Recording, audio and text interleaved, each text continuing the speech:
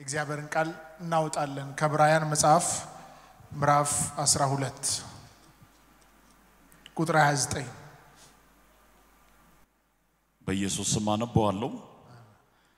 አምላካችን በእውነት የሚያጠፋ እሳት ነውና አምላካችን በእውነት የሚያጠፋ እሳት ነውና ዘዳግም 9:3 የመጨረሻ አንብበ አምላክም እግዚአብሔር እንደሚበላ እሳት ሆኖ በፊት እንደሚያልፍ ዛሬ ወቅ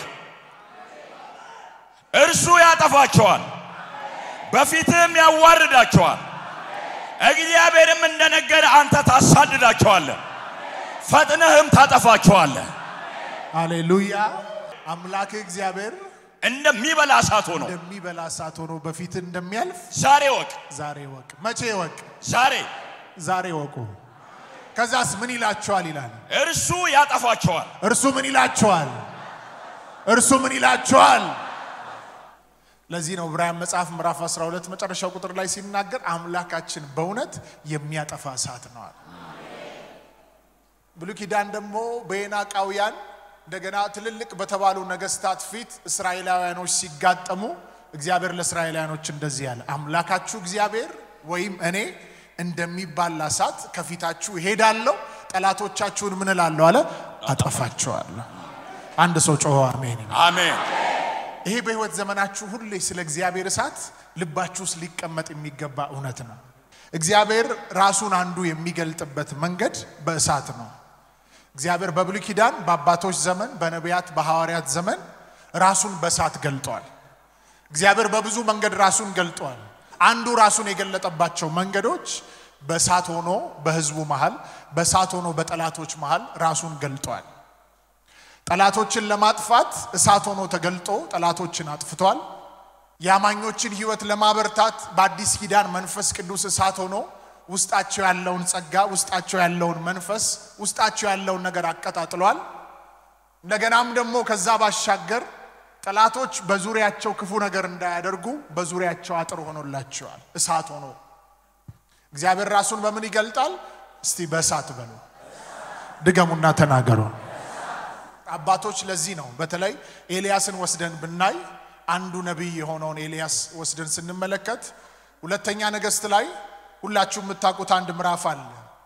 እንግዲህ ኤልያስ ከኤልሳ ከመወሰዱ በፊት ወደ ሰማይ ከማረጉ በፊት አንድ ቀን ላይ ተቀምጦ በነበረበት ቦታ ላይ እግዚአብሔር መልእክትን ይሰጠዋል። የሰጠውን መልእክት አካዚያስ የሚባለው ሰው የአካብ ልጅ ስላደረገው ነገር እግዚአብሔር ተናገረውና ፈጥነ ሄደ አሁን ምልህን ነገር ንገረው አለ። ሁለተኛ ነገሥት ምዕራፍ 1 ላይ እናገኘዋለን። ይህ አካዚያስ የሚባል ሰው የአካብ ልጅ ነው፣ ንጉስ ነው። ድንገት አንድ ቀን ሰገነት ላይ እየተመላለሰ እያለ ይወድቅና ይታመማል። ወድቆ ስለታመመ ወዲያውኑ ሰዎችን ጠራና ወደሱ ወደ አቃሮን አምላክ ወደ ቤልዜቡል ሂዱና መድኃኒትን ፈልጉልኝ ብሎ ሰዎችን መርጦ ወደ አቃሮን አምላክ ቤልዜቡል መልእክት ያስልካል።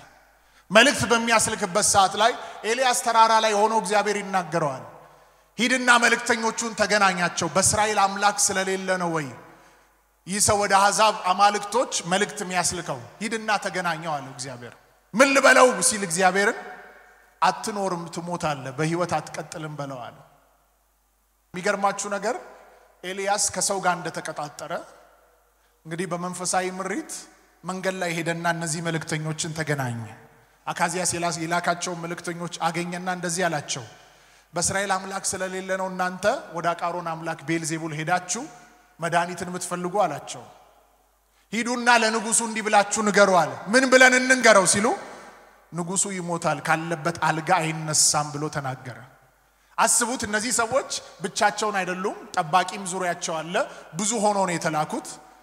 ንጉስ ነው ይህንን መልእክት የሰጣቸው። ፈጥናችሁ ሄዳችሁ ይህንን መልእክት ወደ አቃሮን አምላክ ቤልዜቡል አድርሱልኝ ብሏል። ኤልያስ በመሃል ጣልቃ ገብቶ ተመለሱና ለንጉሱ እንደዚህ በሉታል፣ ይሞታል በህይወት አይኖርም ይህንን ንገሩት ሲል እሺ ብለው ተቀብለው ይመለሳሉ። እነዚህ ሰዎች እሺ ብለው ተቀብለው ንጉሱ ጋር ሄደው ትሞታለህ ብለዋል፣ ካልጋ ላይ አትነሳም፣ ይህን መልእክት ይነግሩታል ለንጉሱ ሄደው ማለት ነው። እዚህ ጋር ቆም ብዬ አንድ ነገር ልናገር። ንጉስ የላካቸውን መልእክተኞች አንድ ሰው መጥቶ ተመለሱ ሲል ይመለሱ ነበር። የገባው ሰው አለ?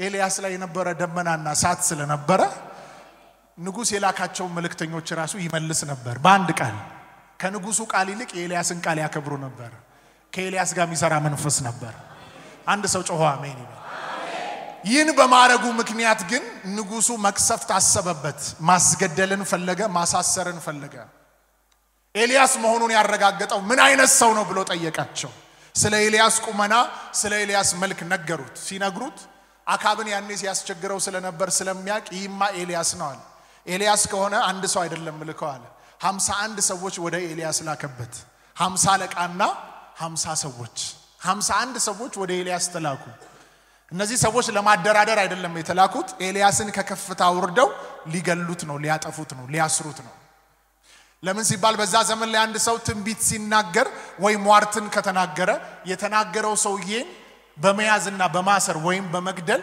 የተናገረውን ቃል ማፍረስ ይቻላል የሚል ሐሳብ ነበር እምነት ነበራቸው ለዚህ ነው ወደ ኤልያስ ሄዱና 50 ሰዎችና 50 አለቃ እንደዚህ ያሉት የእግዚአብሔር ሰው ሆይ ንጉስ ናውረድ ይልሃል አሉት ይህ ሰው ስለ እግዚአብሔር እሳት የገባው ሰው ነው የእግዚአብሔር እሳት ጠላቶቹን ሲያጠፋ አይቷል ጠላቶቹንም እንደሚያጠፋ ያምናል እንደዚህ አለ ልብ ብላችሁ ስሙኝ እኔ እግዚአብሔር ሰው ከሆንኩ እሳት ከሰማይ ወርዳ ትብላችሁ አለ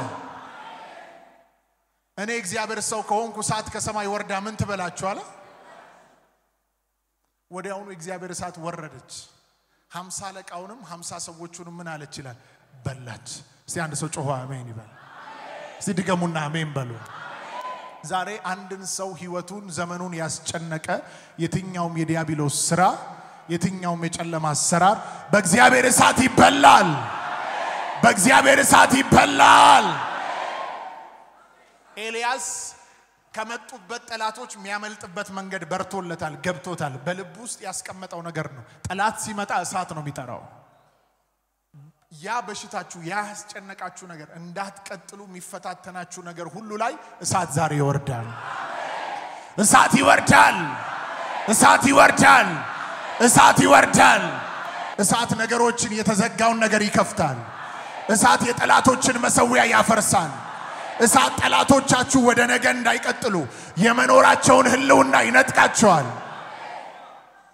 አምላካችን የሚባላ እሳት ነው የሚያጠፋ እሳት ነው ሲል ልጆቹን አይደለም ልጆቹን ያ እሳት ያበረታል እንጂ አያጠፋም ልጆቹን ይጠብቃል እንጂ አያጠፋም ልጆቹን ይከልላል ይጋርዳል እንጂ አያጠፋም ለዚህ ነው ለኢየሩሳሌም እንደዚህ ያላት በዙሪያ የእሳት አጥር ሆናለሁ የእሳት ቅጥር ሆናለሁ ዘዳግም 9 ላይ ሲናገር ለእስራኤል ህዝብ የመጣው ቃል ነው እግዚአብሔር እንደዚህ ያላቸው ባይዘው ይሄ እግዚአብሔር ይህንን ቃል ሲናገር እስራኤል እንዴት እንደሚያርፍ አስቡ ዛሬ በእናንተ ፊት እንደሚባላ እሳት ሆኜ እንደማልፍ እወቁ አለ ታጠፋቸዋላችሁ ጠላቶቻችሁን አለ የትኛው ተራራ ነው እግዚአብሔር በእሳት ከፊታችሁ አልፎ የትኛው ተራራ ሆኖ ይቀጥላል የትኛው ወጥመድ ሆኖ ይቀጥላል የትኛው በሽታ ሆኖ ይቀጥላል መቀጠል ላይ ይችል ስራው ይፈርሳል መቀጠል ላይ ይችል ስራው ይጠፋል ሃሌሉያ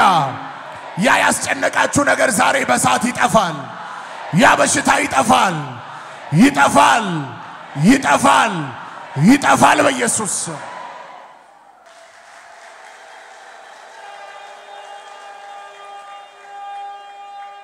በመንፈሳዊ ዓለም ላይ በዚህ በመንኖርበት በዚህ ምድር ላይ በዚህ መንፈሳዊም ዓለም ላይ እኛ ወደ ጌታ እስከምንሄድ ጌታ ወደኛ እስከሚመጣ ድረስ የጠላት ስራ ሁሌ አክቲቭ ሆኖ ይሰራል የኛን ውርደት የኛን ውድቀት የሚመኙ ብዙ አሉ ምድርና ሞላው በክፋት የተሞላ ነው ነገር ግን የበራለት ሰው ነው ሁሌ ያሸነፈ የሚኖረው አዎ ጌታችን አሸናፊ አድርጎናል ነገር ግን ደግሞ የሰጠንም መሳሪያ አለ ሁሌ ያየን እንድናፈርስ የተሰጠን ነገር አለ ለምሳሌ ዲያብሎስን ተቃውሙት እርሱም ከናንተ ይሸሻል ሲል አዎ ሊሰራ ክፉ ነገር ሊያደርግ ይመጣል ነገር ግን እናንተ ልትቃወሙት ይገባል ብሏል አንዱ የዲያብሎስን ስራ መታፈርሱት ከኢየሱስም ስም ባሻገር የእግዚአብሔርን እሳት በመጥራት ነው አሜን ነው አንዳንዶቻችሁ ዛሬ የገባችሁበት ፈተና ዛሬ የመጣባችሁ ችግርና ፈተና ለብዙ ጊዜ ያስቆጠረባችሁ ምክንያት በራችሁን ዘግታችሁ እሳት እየጠራችሁ የኢየሱስን ስም እየጠራችሁ ስላልጸለያችሁ ነው። ቶሎ በህይወታችሁ ላይ አታኩስ ስትገቡ ቶሎ በህይወታችሁ ላይ የሆነ ያልጠበቃችሁት ጌታ ያልተናገራችሁ ነገር ወደ ህይወታችሁ ማዕበል ሲመጣ እንዴት አድርጋችሁ ያን ማዕበል ማባረር እንዳለባችሁ እንዴት አድርጋችሁ ያን በሽታ ማፍረስ እንዳለባችሁ ማወቅ አለባችሁ። ኤልያስ በዛ ስፍራ ላይ ጠላቶቹ ሲመጡ ኤልያስ ባይናገር ኖሮ እሳት ወርዶ ጠላቶቹን አይበላም ይዘውት ይሄዱ ነበር ወደ ንጉሱ ጋር። ነገር ግን ኤልያስ ሁለት ጊዜ ተናገረ። አንደኛ 50 አለቃና 50 ሰዎች ላይ ሲናገር 50 አለቃና 50 ሰዎች ተበሉ። ሁለተኛም ንጉስ ሲቆዩበት 50 አለቃና 50 ሰዎችን ላከ። 50 ወታደሮች መጡ 50 አለቃ መጣ። ንጉስና ወረድ ይልሃል ሲሉት እሱም አሁን እንደለመደው እሳት ከሰማይ ወርዳ ትብላችኋል። አንድ ቃል እየተናገረ ቁጭ ብሎ ተራራ ላይ ከከፍታ አልወርድም ብሎ ጠላቶቹን ይጨርሳል ይሰው። አንዳንዶቻችሁን አሁን ከአገልግሎታችሁ ከፍታ ከስራችሁ ከመንገዳችሁ ላይ ከፍታ ሊያወርድ የመጣ ተጽዕኖ አለ። ነገር ግን ዛሬ እሳት ይወርድበታል። አንዳንዶች ሳታውቁ ከነበራችሁ ከፍታ አወርዷችሁ ከሆነ ያ ያወረዳችሁ ነገር ላይ እሳት ይወርዳል ይወርዳል ይወርዳል። ባይዘዌ በሶስተኛው ዙር 50 አለቃና 50 ሰዎች ሲመጡ እንደዚህ ያሉት የኔ ነፍስና እነዚህ ሰዎች ነፍስ በፊት የከበረ ይሁን። ለዚህ እባክህ እግዚአብሔር ሰው በሚልበት ሰዓት ላይ ኤልያስ አሁንም እሳት ሊያዝን የነበረው ነገር ግን እግዚአብሔር መልአክ መጣና አይዞ አትፍራቸው አብራሃቸው ሂዳሉ። ዩሲ እሳት ካልጠራይ ሰው እሳት ካልተገለጠ ይፈራቸዋል። ለምን ይዘው እንደሚገሉት ሊያዋርዱት እንደሚችሉ ያውቃል። ስለዚህ እግዚአብሔር መልአክ መጥቶ አትፍራቸው አብረህ ሂዳሉ። ግን ቀድሞ ጠላቶቹን ሲያጠፋ የነበረው ቻሌንጅ ሲያደርጋቸው የነበረው ስራቸውን ሲያፍርስ የነበረው በእሳት ነው። የእግዚአብሔር እሳት አንዱ በጠላቶቻችን ላይ ሲገለጥ ጠላቶቻችንን እንደሚያጠፋ ሁሉ አንዱ ደግሞ በህይወታችን ላይ እኛ ፐርሰናሊ በእኛ ህይወት ላይ ፐርሰናሊ በመንፈሳዊ ህይወታችን ላይ ይህን የእግዚአብሔር እሳት ወደኛ ህይወት ወደ ዘመናችን ወደ መንገዳችን ወደ አገልግሎታችን እየጠራን ልንጸልይ ያስፈልጋል። ይህንን እሳት እየጠራን ለምንድን ነው የምንጸልየው? መጽሐፍ ቅዱስ እንደሚናገር ለኢየሩሳሌም ምን አላት? በዙሪያ የእሳት አጥር የእሳት ቅጥር ሰራለሁ አለ።